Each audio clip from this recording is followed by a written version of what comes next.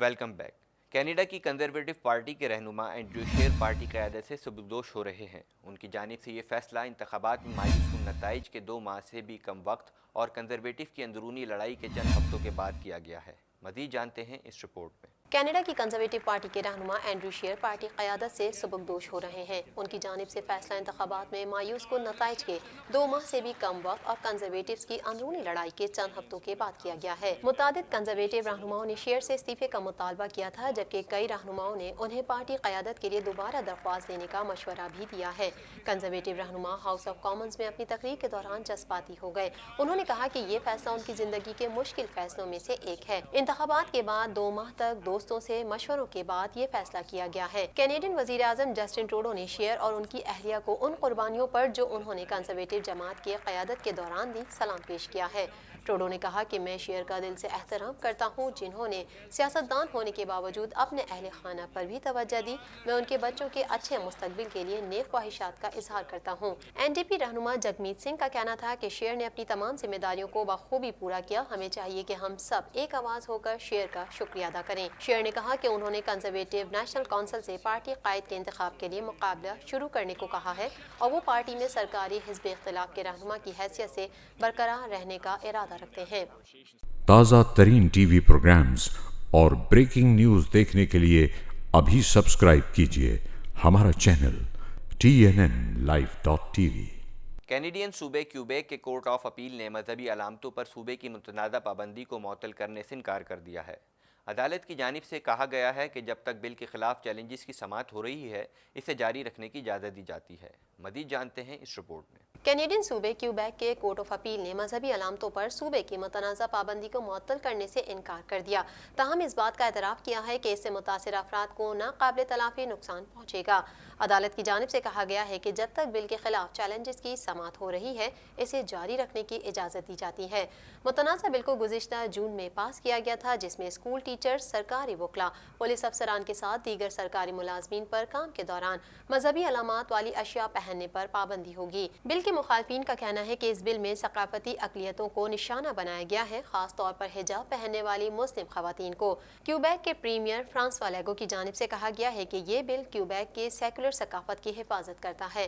اقلیتی ثقافتوں کو اس پر بحث نہیں کرنی چاہیے۔ تازہ ترین ٹی وی پروگرامز اور بریکنگ نیوز دیکھنے کے لیے ابھی سبسکرائب کیجیے ہمارا چینل TNNLive.tv۔ اونٹیریو میں اساتذہ اور حکومت کا تنازع عدالت تک پہنچ گیا۔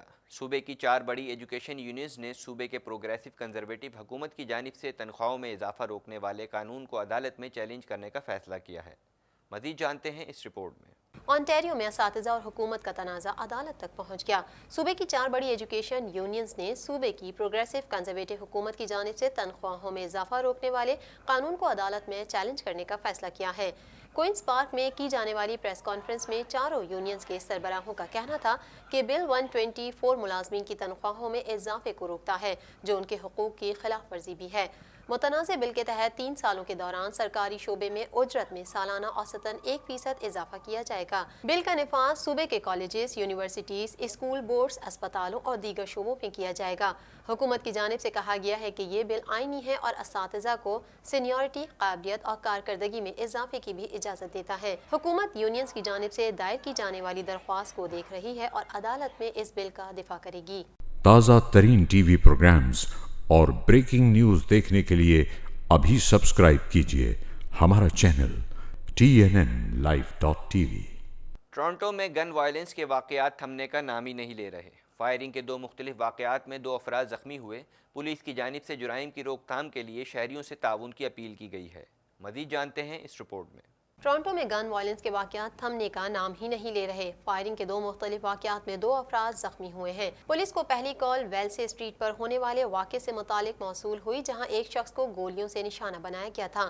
پولیس جب وہاں پہنچی تو مذکورہ شخص زخمی حالت میں تھا، جسے اسپتال منتقل کیا گیا۔ تھوڑی دیر بعد ہی دوسری اطلاع جین اسٹریٹ کے پاس سے موصول ہوئی، جہاں فائرنگ کا نشانہ بننے والے شخص کی حالت شدید تشویشناک تھی۔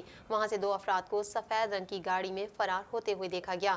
پولیس کی جانب سے جرائم کی روک تھام کے لیے شہریوں سے تعاون کی اپیل کی گئی ہے۔ واضح رہے کہ 1 روز قبل بھی فائرنگ کے واقعے میں ایک شخص ہلاک ہو گیا تھا۔ تازہ ترین ٹی وی پروگرامز اور بریکنگ نیوز دیکھنے کے لیے अभी सब्सक्राइब कीजिए हमारा चैनल TNN Live.tv।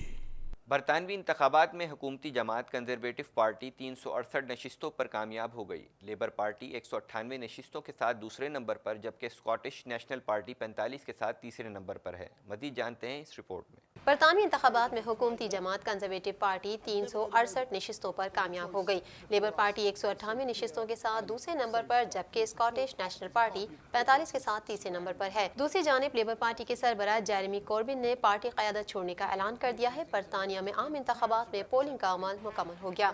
मजमूई 650 नशिस्तों में से 610 के नताइज का ऐलान किया गया है। वज़ीर आज़म बोरिस जॉनसन ने अपनी नशिस्त जीत ली। उन्होंने दोबारा कामयाब करवाने पर बरतानवी अवाम का शुक्रिया अदा किया। साबिक वज़ीर दाखिला साजिद जावेद भी दोबारा कामयाब हो गए। जैक गोल्डस्मिथ को 7,700 वोटों से शिकस्त हुई। साबिक वज़ीर आज़म थेरेसा मे भी जीत गई। दूसरी तरफ लेबर पार्टी की नाज शाह ब्रैडफोर्ड से कामयाब हो गई हैं।